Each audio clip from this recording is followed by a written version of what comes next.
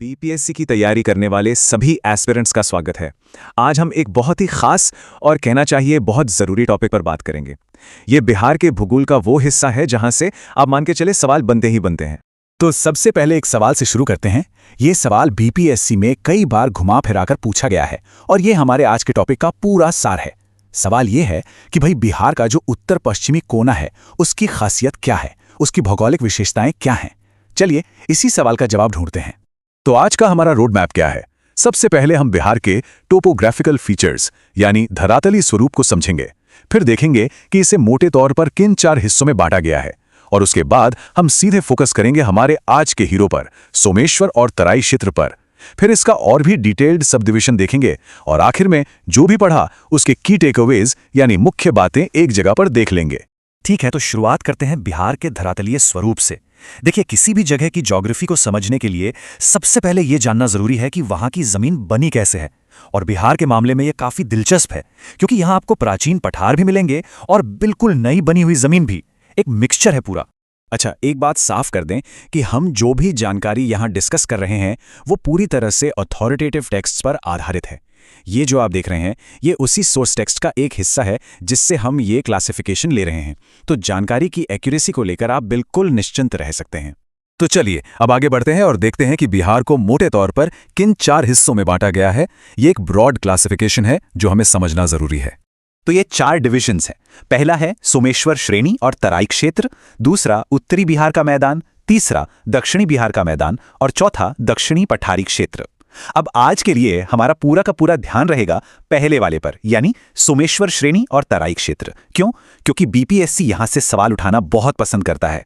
तो चलिए अब जूम इन करते हैं हमारे मेन टॉपिक पर, सोमेश्वर श्रेणी और तराई। ये इलाका है कहां? ये पड़ता है बिहार के एकदम उत्तर पश्चिम में, पश्चिमी चंपारण जिले में। और एक मजेदार बात यह है कि यह असल में महान हिमालय की शिवालिक रेंज का ही एक हिस्सा है, उसका सबसे निचला भाग। और जैसा मैंने कहा, पास पेपर्स को उठा के देख लीजिए, प्रीलिम्स हो या मेंस, ये एरिया बहुत इंपॉर्टेंट है। अब इसको और गहराई से समझने से पहले कुछ बेसिक फैक्ट्स दिमाग में बिठा लेते हैं। पहली बात, लोकेशन उत्तर पश्चिमी बिहार मतलब पश्चिमी चंपारण। दूसरी बात, इसकी उत्पत्ति, ये शिवालिक रेंज का हिस्सा है। तीसरी और सबसे जरूरी बात, इसकी खासियत, यहां आपको पहाड़ भी मिलेंगे, घाटियां जिन्हें दून कहते हैं वो भी मिलेंगी, और दलदली मैदान यानी तराई वो भी मिलेगा। और इसी आधार पर इसे 3 हिस्सों में बांटा गया है। अब आते हैं उस हिस्से पर जो प्रीलिम्स और मेंस दोनों के लिए एक्सट्रीमली इंपॉर्टेंट है। वो हैं इसके 3 सब डिविजन्स। यहां पर नामों और जो आंकड़े, जो नंबर्स आएंगे, उन पे खास ध्यान देना है। तो पहला हिस्सा है सोमेश्वर रेंज या सोमेश्वर पहाड़ी श्रेणी। ये इस पूरे रीजन का सबसे उत्तरी भाग है। यहाँ एक नंबर आता है 784 स्क्वायर किलोमीटर्स। ये क्या है? ये सोमेश्वर रेंज का कुल एरिया है। अब इस तरह के जो डेटा पॉइंट्स होते हैं ना, ये प्रीलिम्स में एमसीक्यू के लिए परफेक्ट होते हैं, तो इसे याद रखना है। इस रेंज की कुछ और खासियतें देखते हैं। ये भारत और नेपाल के बीच बॉर्डर बनाती है, ये तो हम जानते ही हैं कि ये हिमालय के शिवालिक सिस्टम का हिस्सा है। और हाँ, यहाँ कुछ बहुत महत्वपूर्ण दर्रे यानी पासेस हैं जो नदियों ने बनाए हैं। इनके नाम जरूर याद रखिएगा, सोमेश्वर, भिकनाथोरी और मरवत। ये passes strategic point of view से भी बहुत इंपॉर्टेंट है। चलिए अब सोमेश्वर रेंज से थोड़ा दक्षिण की ओर चलते हैं, तो हमें क्या मिलेगा? हमें मिलेगी एक घाटी जिसे हम रामनगर दून के नाम से जानते हैं। अब इस रामनगर दून के बारे में क्या याद रखना है? पहली बात, ये सोमेश्वर रेंज के दक्षिण में है। इसकी लंबाई करीब 30 किलोमीटर और चौड़ाई 6 से 8 किलोमीटर के आसपास है। और हाँ, इसी के अंदर एक और छोटी घाटी है जिसका नाम है हरहा घाटी। तो दून का मतलब ही होता है पहाड़ियों के बीच में एक लंबी सी घाटी। और अब आते हैं तीसरे और आखिरी हिस्से पर। पहाड़ियों और दून घाटी के भी दक्षिण में एक पट्टी है जो काफी दलदली और जंगलों से भरी हुई है। इसी को कहते हैं तराई क्षेत्र। जैसा कि आप यहाँ सोर्स टेक्स्ट में भी देख सकते हैं, इसकी अपनी खास पहचान है। ये नेपाल बॉर्डर के समानांतर यानी पैरेलल चलती है। और जैसा मैंने बताया, ये एक मार्शी मतलब दलदली और फॉरेस्टेड यानी जंगलों वाली जमीन है। तो तराई के बारे में की पॉइंट्स क्या हुए? लोकेशन सोमेश्वर और रामनगर दून के दक्षिण में, नेचर जंगल और दलदल, और ये भारत नेपाल बॉर्डर के समानांतर चलती है। और हाँ, एक बहुत इंपॉर्टेंट फैक्ट, इसे हरहा नदी अलग करती है। ये नदी का नाम याद रखना जरूरी है। चलिए अब रामनगर दून और तराई क्षेत्र के डायमेंशंस को साइड बाय साइड रखकर देखते हैं। इससे याद रखना आसान हो जाएगा। देखिए, दोनों की चौड़ाई लगभग एक जैसी है, 6 से 8 किलोमीटर, लेकिन लंबाई में बहुत फर्क है। जहां रामनगर दून करीब 30 किलोमीटर लंबा है, वहीं तराई क्षेत्र लगभग 70 किलोमीटर तक फैला है। तो अब तक हमने जो कुछ भी पढ़ा उसे एक सिंगल टेबल में समराइज कर लेते हैं। ये आपके फाइनल रिवीजन के लिए एकदम परफेक्ट रहेगा। एक नज़र में सब कुछ साफ हो जाएगा। ये देखिए, ये टेबल ही आज के पूरे सेशन का सार है। सोमेश्वर रेंज, रामनगर दून और तराई क्षेत्र, तीनों की लोकेशन, की फीचर और एरिया या साइज सब एक जगह पे है। मैं तो कहूँगा इसका एक स्क्रीनशॉट लेकर रख लीजिए। क्विक रिवीजन के लिए इससे बेहतर कुछ नहीं। अच्छा, अब तक हमने जो भी जाना वो तो हो गए प्रीलिम्स के फैक्ट्स। अब थोड़ा मेंस के पर्सपेक्टिव से सोचते हैं। एक सवाल मैं यहाँ छोड़कर जा रहा हूँ, इस पर सोचिएगा। सवाल ये है कि ये जो पहाड़ी क्षेत्र है, इसका बिहार के मॉनसून पर क्या असर पड़ता होगा? सोचिए। ओरोग्राफिक रेनफॉल यानी पर्वतीय वर्षा के बारे में सोचिए। क्लाइमेट पर इसके प्रभाव के बारे में सोचिए। ये एक एनालिटिकल सवाल है और यही अप्रोच आपको मेंस में चाहिए। इस पर जरूर विचार कीजिएगा। देखिए, जब बिहार की भूगोल की बात आती है ना, तो उत्तरी मैदान, इसको आप बिल्कुल भी हल्के में नहीं ले सकते। चाहे प्रीलिम्स हो या मेंस, आप पुराने पेपर्स उठाकर देख लीजिए, यहाँ से सवाल सीधे सीधे बनते हैं। तो आज हम क्या करने वाले हैं? हम इस टॉपिक को बिल्कुल वैसे ही परत दर परत खोलेंगे जैसा बीपीएससी चाहता है कि आप समझें। तो हमारा प्लान एकदम साफ है। पहले हम इसकी बुनियाद को समझेंगे, फिर सबसे जरूरी हिस्सा, इसके जो 6 उप विभाजन हैं उनको हम एक एक करके पूर्व से पश्चिम के क्रम में समझेंगे, और आखिर में एक क्विक रिवीजन के लिए समरी भी देखेंगे। ये जो तरीका है ना, ये आपके दिमाग में एक नक्शा जैसा बना देगा जो एग्जाम में बहुत काम आएगा। तो चलिए सबसे पहले इसकी नींव को पकड़ते हैं। गंगा नदी के उत्तर का जो पूरा इलाका है, ये विशाल मैदान, ये समझिए बिहार की खेती की जान है। और ये बना कैसे? ये बना है हिमालय से आने वाली बड़ी बड़ी नदियों से। कौन सी नदियां? घाघरा, गंडक, बागमती, कोसी। ये नदियां लाखों साल से अपने साथ जो उपजाऊ मिट्टी मतलब अवसाद लाती रहीं, उसी से ये पूरा मैदान तैयार हुआ है। अब आते हैं सबसे जरूरी पॉइंट पर। देखिए, पढ़ाई में आसानी हो इसलिए इस पूरे बड़े से मैदान को 6 छोटे छोटे हिस्सों में या कह लीजिए उपभागों में बांटा गया है। और बीपीएससी के लिए ये डिवीजन समझना और याद रखना, ये समझिए कि एकदम जरूरी है, मैंडेटरी है। ये नंबर, इसे अपने दिमाग में एकदम फिट कर लीजिए। 6, बस। उत्तरी बिहार के मैदानों के 6 हिस्से हैं। अगर कोई सवाल आए तो समझिए आपके जवाब की पहली लाइन यही होगी। यहीं से पूरी कहानी शुरू होती है। तो ये रहे वो 6 मैदान। अब सवाल ये है कि इनको याद कैसे रखें? सबसे अच्छा तरीका है एक क्रम पकड़ना। हम लोग चलेंगे पूर्व से पश्चिम की तरफ। इससे क्या होगा? दिमाग में एक मेंटल मैप बन जाएगा जो कभी नहीं भूलेंगे। तो चलिए शुरू करते हैं अपनी यात्रा बिल्कुल पूर्वी छोर से। तो हम आ गए हैं बिहार के बिल्कुल पूर्वी हिस्से में। यहाँ हमें 2 मैदान मिलते हैं, महानंदा का मैदान और कोसी का मैदान। दोनों की अपनी अपनी खासियत है, अपनी पहचान है। सबसे पहले बात करते हैं महानंदा के मैदान की। ये बिहार का सबसे पूर्वी मैदान है। अब यहाँ ध्यान दीजिएगा, प्रीलिम्स के लिए इसकी बाउंड्रीज बहुत बहुत इंपॉर्टेंट है। उत्तर में क्या है? नेपाल, दक्षिण में गंगा नदी और पश्चिम में कोसी का मैदान। याद रखिए, यहाँ से सीधा सवाल बन सकता है। अब आगे बढ़ते हैं और आता है कोसी का मैदान। इसको ऐसे ही बिहार का शोक नहीं कहते। क्यों? क्योंकि कोसी नदी यहाँ अपना रास्ता बदलती रहती है और भयंकर बाढ़ लाती है। कौन कौन से जिले आते हैं इसमें? सहरसा, सुपौल, मधेपुरा। और हाँ, ये वाला जो पॉइंट है ना, ये मेंस में डिजास्टर मैनेजमेंट वाले सवालों के लिए समझिए गोल्ड माइन है। अच्छा, एक बात और, हम जो भी पढ़ रहे हैं वो सब ऑथेंटिक सोर्स पर आधारित है। जैसे ये टेक्स्ट देखिए, इसमें साफ साफ महानंदा और कोसी के मैदानों के बारे में बताया गया है। देखिए, बीपीएससी में फैक्ट्स का सही होना सबसे जरूरी है और हम उसी पर पूरा फोकस कर रहे हैं। तो महानंदा और कोसी यानी पूर्वी हिस्सा तो हो गया। अब थोड़ा और पश्चिम की तरफ चलते हैं और बिहार के बीच वाले मैदानों में पहुंचते हैं। यहाँ पर 2 नदियां मेन हैं, कमला और बागमती, और इन्हीं से यहाँ का मैदान बना है। अब देखिए कमला का मैदान। इसकी लोकेशन बहुत इंटरेस्टिंग है। ये कोसी और बागमती मैदानों के बीच में एक पुल जैसा है। तो हमारा जो क्रम चल रहा है पूर्व से पश्चिम का, उसको फिर से दोहराते हैं। महानंदा, फिर कोसी और अब कमला। ये सीक्वेंस मत भूलिएगा। कमला के बाद आता है बागमती का मैदान। यहाँ भी बाढ़ की समस्या है, बागमती और बूढ़ी गंडक नदियों की वजह से। और हाँ, इसमें जो जिले आते हैं, समस्तीपुर, सीतामढ़ी, मुजफ्फरपुर, शिवहर, इनके नाम खास तौर पर याद रखने हैं क्योंकि एग्जाम में मैच द फॉलोइंग वाले सवाल आते हैं कि कौन सा जिला किस मैदान में है। चलिए, तो अब हम अपनी पूर्व से पश्चिम की यात्रा के आखिरी पड़ाव पर हैं।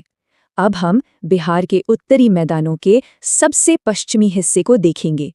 यहाँ हमें 2 मैदान मिलेंगे, गंडक का मैदान और घाघरा का मैदान। गंडक का मैदान, जैसा नाम वैसा काम। सीधी सी बात है, ये पूरा मैदान गंडक नदी ने ही बनाया है। नदी अपने साथ जो भी मलबा मिट्टी लाती है उससे जमा कर दी गई और ये उपजाऊ मैदान बन गया। तो नदी और मैदान का यहाँ सीधा कनेक्शन है। और सबसे आखिर में, सबसे पश्चिम में है घाघरा का मैदान। ये बिहार के मैदानों का वेस्टर्न मोस्ट पार्ट है। इसमें गोपालगंज, सारण और सिवान जैसे जिले आते हैं। और इसी के साथ हमारी पूर्व से पश्चिम की ये पूरी लिस्ट खत्म होती है। और एक बार फिर से देख लीजिए, हमारा सोर्स टेक्स्ट भी यही बात कंफर्म करता है। इसमें गंडक और घाघरा के मैदानों के बारे में साफ साफ लिखा है। तो जो भी जानकारी है वो बिल्कुल प्रामाणिक है। ठीक है, तो हमने एक एक करके सभी 6 मैदानों को देख लिया। पर अब आता है सबसे जरूरी काम, रिवीजन। अगली स्लाइड जो है वो एग्जाम से पहले फटाफट रिवीजन के लिए आपका बेस्ट टूल साबित होगी। अब ये है सबसे काम की चीज। ये टेबल आपकी पूरी पढ़ाई का निचोड़ है। ध्यान से देखिए, मैदान का नाम, उसकी लोकेशन, उसकी खासियत और जरूरी जिले, सब कुछ एक ही जगह पर है। मैं तो कहूंगा यहीं पर पॉज करके इसका एक स्क्रीनशॉट ले लीजिए। लास्ट मिनट रिवीजन के लिए इससे बेहतर कुछ नहीं हो सकता। देखिए, पूर्व से पश्चिम का क्रम कितना साफ दिख रहा है। और आखिर में एक सवाल जो आपको सिर्फ प्रीलिम्स के लिए नहीं बल्कि मेंस के लिए तैयार करेगा। देखिए, भूगोल सिर्फ रटना नहीं है, उसे समझना है। जरा सोचिए, एक तरफ कोसी का इलाका है जहां हर साल बाढ़ आती है और दूसरी तरफ गंडक का उपजाऊ मैदान है। ये जो फर्क है, ये इन इलाकों की खेती, इनके बिजनेस, इनके कल्चर यानी संस्कृति को कैसे अलग अलग बनाता होगा।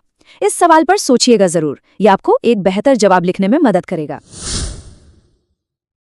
कभी सोचा है कि बिहार का दक्षिणी मैदान, जो देखने में एक सीधी सपाट जमीन लगता है, वो असल में कितना विविध और अलग अलग हिस्सों से मिलकर बना है? गंगा और छोटा नागपुर पठार के बीच जो ये विशाल इलाका बसा है ना, इसकी अपनी एक बहुत दिलचस्प कहानी है। चलिए आज इसी कहानी को समझने की कोशिश करते हैं। सबसे पहले तो इसके साइज पर गौर कीजिए। 33,670 वर्ग किलोमीटर। ये कोई छोटा मोटा इलाका नहीं है। अंदाजा लगाइए, ये करीब करीब पूरे केरल राज्य जितना बड़ा है। बिहार की एक बहुत बड़ी आबादी इसी उपजाऊ जमीन पर रहती है और इसका हर कोना अपनी एक अलग ही पहचान रखता है। अब सवाल ये उठता है कि क्या इतना बड़ा मैदान हर जगह से एक जैसा ही होगा? बिल्कुल नहीं। असल में ना, ये कई छोटे छोटे बिल्कुल अलग अलग हिस्सों को जोड़कर बनाए खूबसूरत पच्चीकारी जैसा है। तो चलिए इसी पच्चीकारी के अलग अलग टुकड़ों को देखते हैं और पूरी तस्वीर समझते हैं। इसे अच्छे से समझने के लिए हम इस पूरे मैदान को 5 मेन हिस्सों में बांट सकते हैं। ये बंटवारा हमें हर हिस्से की जो अपनी खूबी है उसे समझने में मदद करेगा। तो हमारी आज की यात्रा के ये 5 पड़ाव होंगे। पूरब में चंदन और क्यूल के मैदान, बीच में अनोखा टाल क्षेत्र और विशाल मध्य दक्षिण बिहार का मैदान, और आखिर में पश्चिम में शाहाबाद का मैदान। तो देर किस बात की, शुरू करते हैं बिहार के एकदम पूर्वी छोर से। तो अपनी यात्रा शुरू हो रही है दक्षिणी बिहार के पूर्वी दरवाजे से। यहाँ हमें 2 मैदान मिलेंगे जो लगभग जुड़वा भाई जैसे लगते हैं, चंदन और कियूल। और एक बात याद रखने वाली है, इन दोनों की कहानी यहाँ की नदियां ही लिखती हैं। हमारा पहला स्टॉप है चंदन का मैदान। जैसा कि नाम से ही जाहिर है, ये दक्षिणी मैदान के सबसे पूर्वी कोने में है और इसका नाम इसे सींचने वाली चंदन नदी से ही आया है। देखिए, ये जो पूरा मैदान है ना, ये चंदन नदी और उसकी जो छोटी छोटी सहायक नदियां हैं उन्हीं की देन है। हजारों लाखों साल से ये नदियां अपने साथ मिट्टी ला लाकर यहाँ जमा करती रहीं और उसी से ये मैदान बना है। तो इसकी खासियत क्या है? पहली बात, यहाँ की मिट्टी है बलुई खादर, मतलब इसमें रेत थोड़ी ज्यादा होती है। और दूसरी बड़ी बात, इसका जो ढलान है वो दक्षिण की पहाड़ियों से उत्तर में गंगा नदी की तरफ है। सोचिए जैसे कोई बहुत बड़ी स्लाइड हो। चलिए अब चंदन मैदान से थोड़ा पश्चिम की तरफ बढ़ते हैं। यहाँ पर हमारा स्वागत करता है क्यूल का मैदान। क्यूल का मैदान, इसके नाम से ही पता चल रहा है कि ये क्यूल नदी की वजह से बना है। और पता है, ये चंदन के मैदान से काफी अलग है। जहाँ चंदन की मिट्टी रेतीली थी, वहीं यहाँ की मिट्टी है जलोढ़, मतलब नदियों की लाई हुई एकदम बारीक और बहुत ही उपजाऊ मिट्टी। खेती के लिए तो ये सोना है, समझ लीजिए। यहाँ आप दोनों पूर्वी मैदानों का फर्क साफ साफ देख सकते हैं। एक तरफ चंदन की रेतीली जमीन तो दूसरी तरफ क्यूल की उपजाऊ जलोढ़ मिट्टी। और जमीन का यही फर्क तय करता है कि इन इलाकों में कौन सी फसलें होंगी और यहाँ की अर्थव्यवस्था कैसी होगी। तो पूर्वी मैदानों को पीछे छोड़ते हैं और अब हम एंट्री कर रहे हैं दक्षिणी बिहार के मैदान के बिल्कुल बीचों बीच, इसके दिल में। यहाँ हमें 2 बहुत ही खास इलाके देखने को मिलेंगे। एक तो है बड़ा ही अनोखा टाल क्षेत्र और दूसरा मगध का विशाल मैदान। पहले बात करते हैं टाल की। टाल शब्द ही अपने आप में बहुत कुछ कहता है। ये एक बहुत ही यूनिक जमीन है। आप ऐसे समझिए कि ये एक निचला इलाका है, जैसे कोई बड़ा सा कटोरा, जहां बारिश के मौसम में फल्गु और पुनपुन जैसी नदियों का पानी भर जाता है। और यही पानी जो भर जाता है वही इस इलाके के लिए एक वरदान है। कैसे? जब बारिश खत्म होती है और पानी उतरता है तो वो अपने पीछे पोषक तत्वों से भरी मिट्टी की एक नई परत छोड़ जाता है, और बस इसी वजह से ये पूरा इलाका रबी की फसलों, खासकर दालों के लिए पूरे बिहार में जाना जाता है। अब हम आ गए हैं इस पूरे मैदान के सबसे बड़े और सबसे ऐतिहासिक हिस्से में, मध्य दक्षिण बिहार का मैदान। इसे मगध का मैदान भी कहते हैं। गया, पटना, नालंदा, ये सब महान और प्राचीन शहर इसी मैदान पर बसे हैं। इसका एरिया देखिए, लगभग 17,000 वर्ग किलोमीटर, बहुत बड़ा है। गंगा, सोन, पुनपुन, बड़ी बड़ी नदियां इसकी जान हैं। ये इलाका इतना विशाल और विविध है कि इसे भी आगे 4 और छोटे छोटे हिस्सों में बांटा जाता है ताकि इसे ठीक से समझा जा सके। तो हमारी यात्रा अब अपने आखिरी पड़ाव पर आ पहुंची है। अब हम हैं दक्षिणी बिहार के सबसे पश्चिमी छोर पर, जिसे शाहाबाद का मैदान कहा जाता है।